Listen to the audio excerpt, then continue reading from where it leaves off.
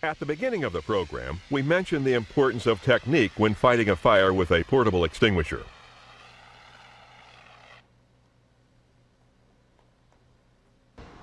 Since Class B fires present the greatest danger to persons in the maritime industries, we will concentrate our attention on Class B extinguishers in our discussion on technique.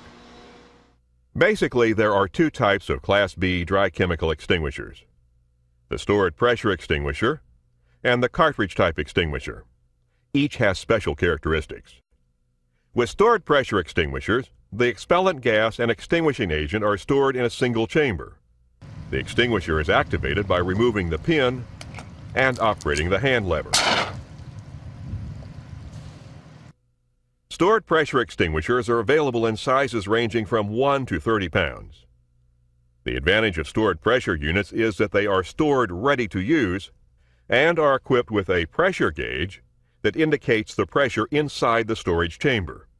Once a stored pressure extinguisher is used, it requires special recharging equipment normally not found aboard ship.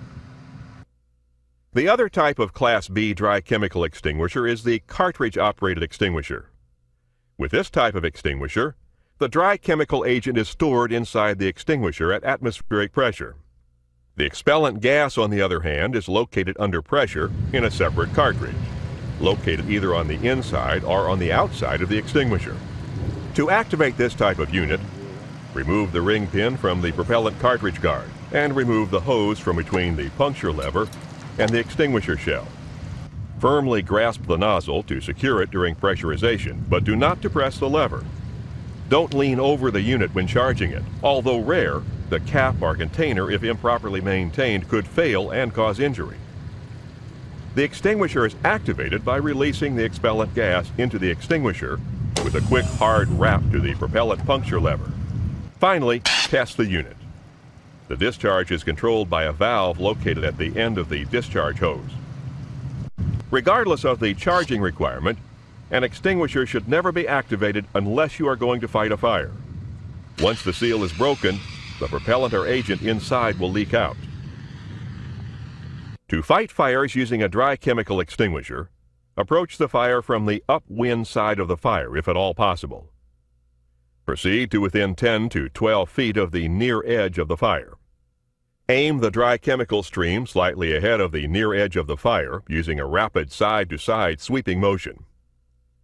Each sweep of the chemical stream must be slightly wider than the spill. Advance slowly, working the fire to the back edge of the spill, being careful not to overrun the effective range of your extinguisher. Extinguish any remaining fire at the back edge of the spill by aiming directly at the base of the flame. Apply a constant flow of dry chemical until the fire is completely extinguished. Once the fire is out, back away from the spill area and remain alert for a possible reflash. When a fire involves an obstacle surrounded by flame, the best tactic is to use two extinguishers. Approach the fire from the upwind direction. Move to within approximately 10 to 12 feet of the near edge of the fire. Direct both dry chemical agent streams slightly ahead of the near edge of the fire. Use a side-to-side sweeping motion. Each firefighter should cover 2/3 of the leading edge of the fire, with the dry chemical agent streams overlapping at the center. Advance slowly around each side of the obstacle, while continuing to sweep the dry chemical streams from side to side. Move far enough around the obstacle to apply dry chemical agent on the far side, being careful not to position yourself directly across from the other firefighter. Extinguish the remaining fire behind the obstacle by aiming both dry chemical streams at the base of the fire while maintaining a safe distance from the fire. A flammable liquid fire in depth requires a different technique. First, approach the fire from upwind until you are approximately 10 to 12 feet from the front edge of the fire. Aim the dry chemical at the top edge of the front wall of the pan. Discharge the dry chemical towards the upwind corner of the fire.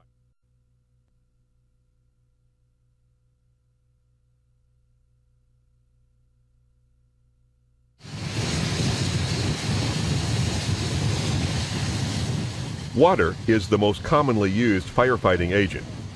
Water cools the fire and provides a means of control. Let's look at a situation where water is used only as a means of control. Here, no agent is used to put out the fire. Instead, water is used to push the fire away from an open valve feeding fuel to the fire. Once the fire is away from the valve, firefighters are able to close the valve and cut off the source of fuel feeding the fire. Control is the common use of water in this example.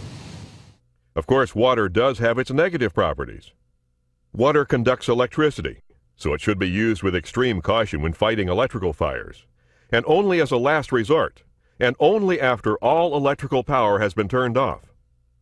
Water reacts violently with certain chemicals such as carbides, peroxides, metallic sodium, and magnesium. Water is heavy, about 8 pounds per gallon, and could create a stability problem if large quantities are used on board. In freezing weather, water may not be available and will freeze, and ice will form, causing slick surfaces and added weight when used on weather decks. And if not used properly, it could serve to spread the fire if improperly sprayed directly into the fuel that's burning. However, it can be effectively used against fires. As with extinguishers, technique is critical to effective hose line use. However, on hose lines, a team of 2 or more people is called for. And as with anything else, they must work as a team. That means preparation, cooperation, and communication. It also means having one person who serves as a leader to direct the hose line team. When using a 1.5-inch hose line, team members stand on the same side of the hose. Each person is 1 arm's length from the other. When picking up the hose, put one hand on the shoulder of the person in front of you to achieve this distance. A step at a time in unison. One person, usually the person on the nozzle, shouts out the commands to move the team. Advance! Advance. The team advances in the direction that the nozzle is pointed, usually toward the fire. Hold position. Sidestep left. The hose and the hose team move left. The nozzle direction does not change. Sidestep right. Sidestep right. The hose and hose team move right. The nozzle direction does not change. Down on one knee. The hose team goes down on one knee, the knee closest to the hose. Stand up. The hose team stands up. Gooseneck. The hose team gives the nozzle person approximately 2 feet of hose, and the team raises the hose to the nozzle person's shoulder level. The nozzle person then bends the hose, pointing the nozzle towards the deck, and begins a sweeping motion in full fog pattern in front of the hose team. Level off! Level off. The hose team brings the hose back to normal use. Prepare to back out! Prepare to back out. The last person on the hose notifies the person in front of them that they are dropping back. They then drop back about 1 hose length and pick up the hose. Back out! Back out. The hose team backs out together.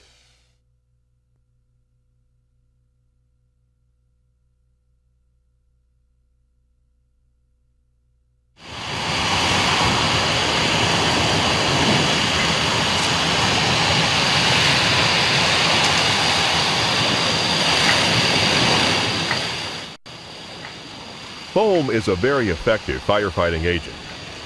Foam is designed to be used primarily on Class B fires, those involving flammable and combustible liquids. As previously mentioned, when these types of fires occur, it's actually the vapors above the fuel that are burning.